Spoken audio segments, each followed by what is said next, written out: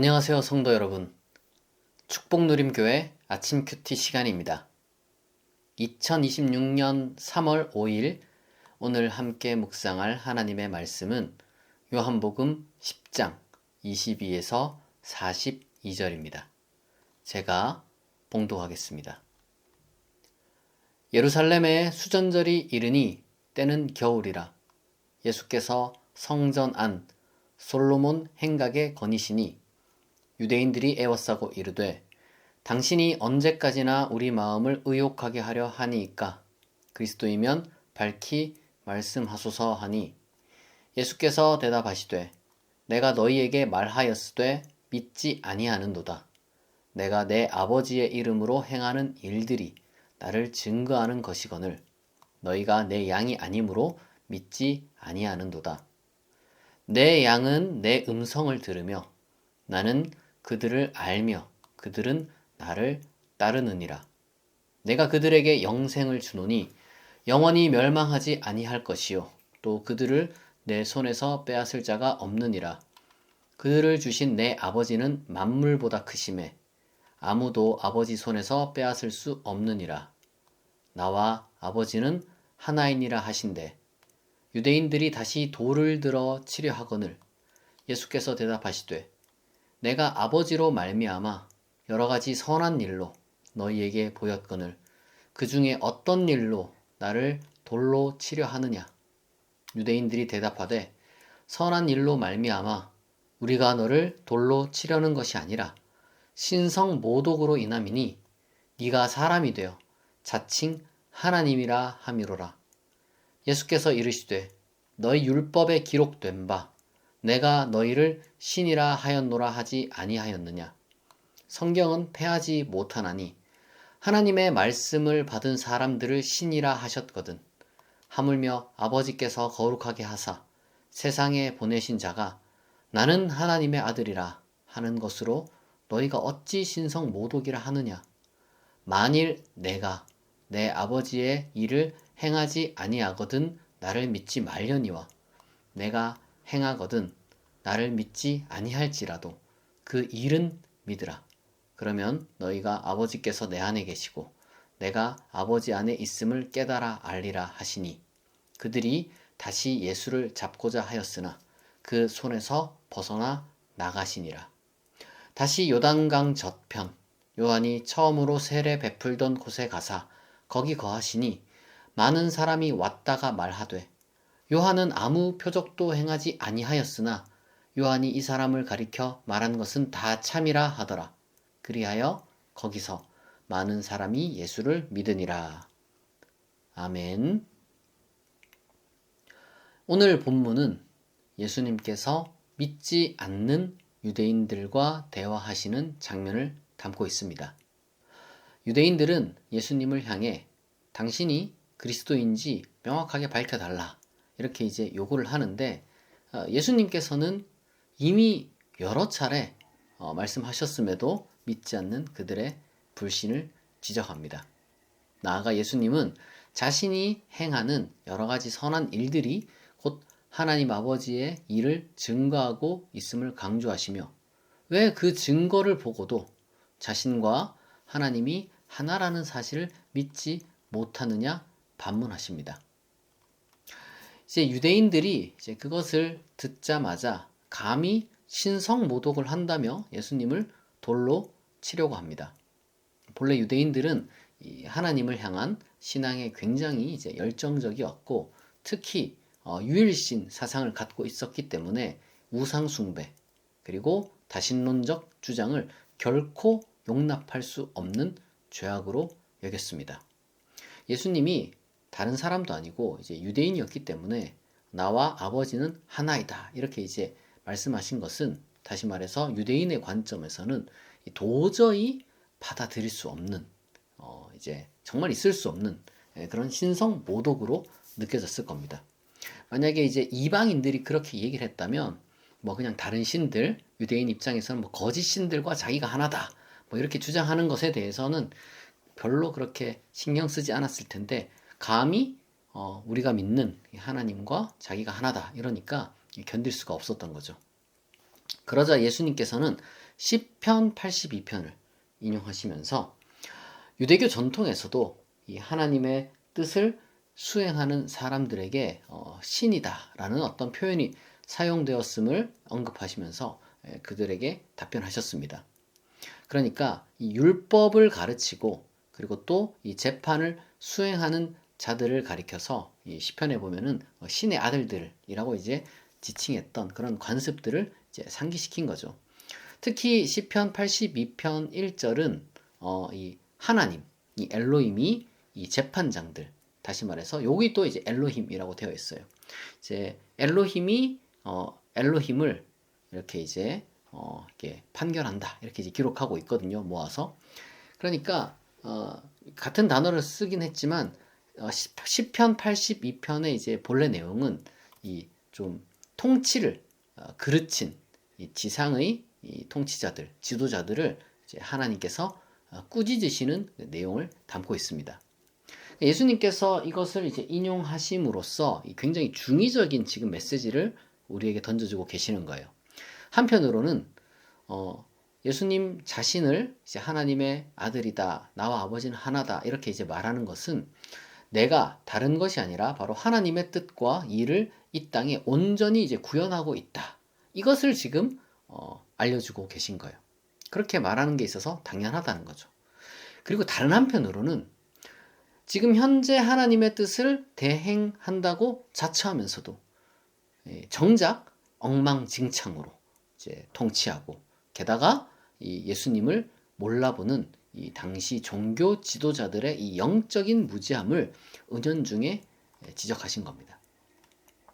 그리고 계속해서 예수님께서는 만약 나를 믿지 못하더라도 최소한 내가 행하는 일을 믿으라 이렇게 이제 말씀을 하고 계세요. 여기서 일을 믿으라는 것은 무언가 예수님이 행하신 어떤 뭐 기적이 있는데 그 기적에 대한 소문을 믿으라 이런 뜻은 아닙니다. 예수님께서 행하시는 사역이 지금 선하다는 게 명백하다면 비록 그것이 지금 당장 내가 알고 있는 뭐 전통이나 교리와 충돌할지라도 그것이 곧 하나님의 일이라는 것을 인정하라는 거예요. 지금 맥락에서는 어떤 일이겠습니까? 안식일에 이 맹인의 눈을 뜨게 한 바로 그 일이겠죠.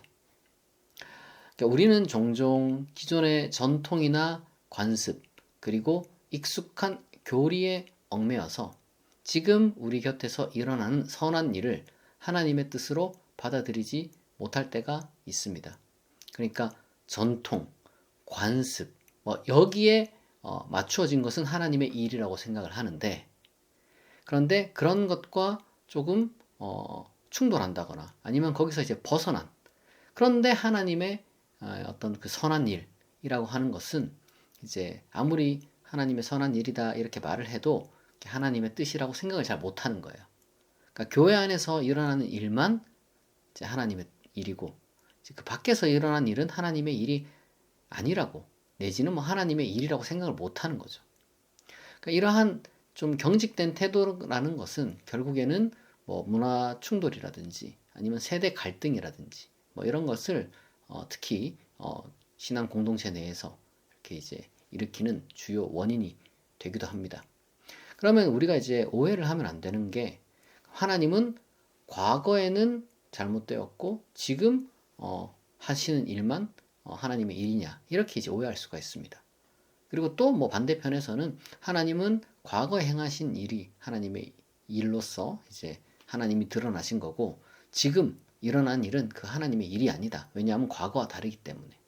이런 식으로 마치 과거냐 현재냐 이런 양자택일을 갖고서 우리가 이제 좀 싸울 때가 있습니다만은 하나님은 그런 식으로 일을 하지 않아요. 하나님은 각 시대와 상황에 맞게 일하십니다. 하나님은 과거에 일하셨습니다. 그리고 지금도 일을 하십니다.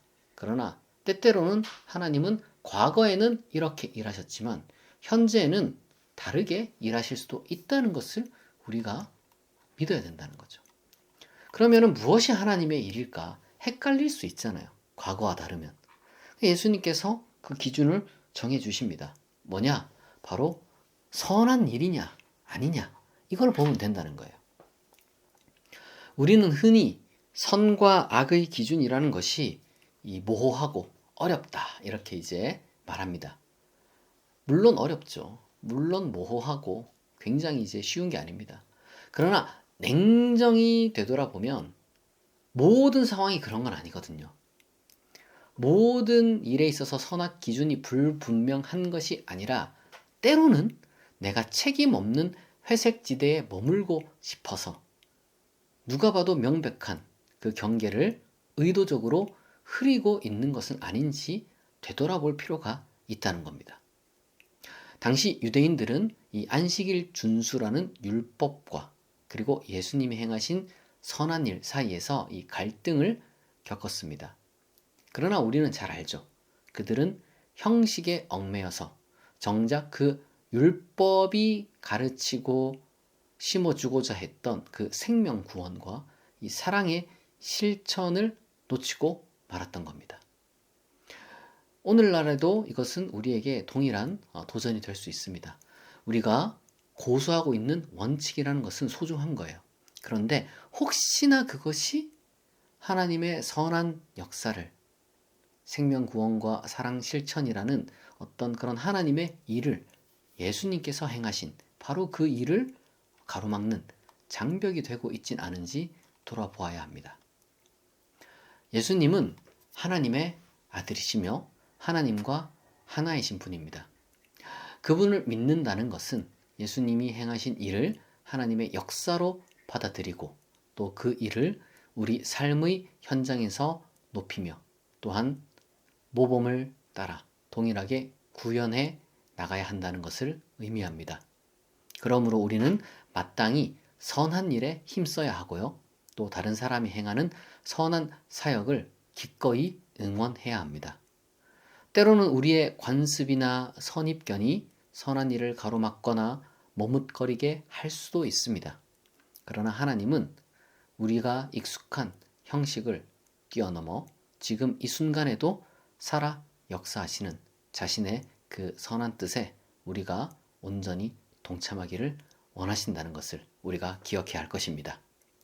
선한 일에 힘을 쓰고 하나님이 기뻐하시는 그리스도인으로 오늘 하루를 아름답게 살아가는 저와 여러분이 되기를 축원합니다. 바로 그 가운데 하나님께서 여러분들에게 크신 복을 주실 것입니다. 이제 오늘 하나님께서 우리에게 주신 그 귀한 말씀을 마음에 새기고 함께 잠시 3분간 기도하겠습니다.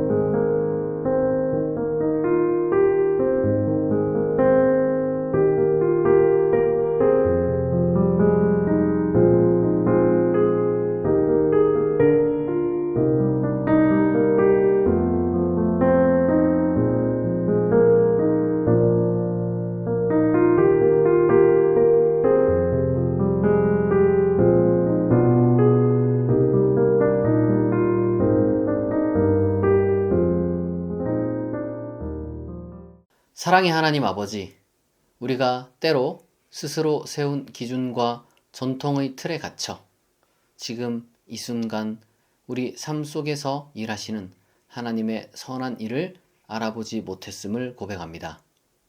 유대인들이 형식에 치우쳐 생명의 주권자이신 예수님을 거부했던 것처럼 우리의 고집과 선입견이 하나님의 역사를 제한하지 않게 하옵소서. 우리의 영안을 밝혀주셔서 무엇이 참으로 하나님을 기쁘시게 하는 선한 일인지 분별하게 하옵소서. 우리가 회색지대에 의도적으로 머물며 방관하지 않게 하시고 예수님의 뒤를 따라 하나님의 뜻을 이 땅에 구현하는 충성된 제자가 되게 하옵소서. 오늘 하루도 우리 삶을 통해 하나님의 살아계심이 증거되기를 소망하며 주 예수 그리스도의 이름으로 기도합니다. 아멘. 네, 이것으로 축복 누린 교회 아침 큐티 시간을 마치도록 하겠습니다. 함께 해주셔서 감사합니다. 내일 아침 6시에 다시 만나겠습니다.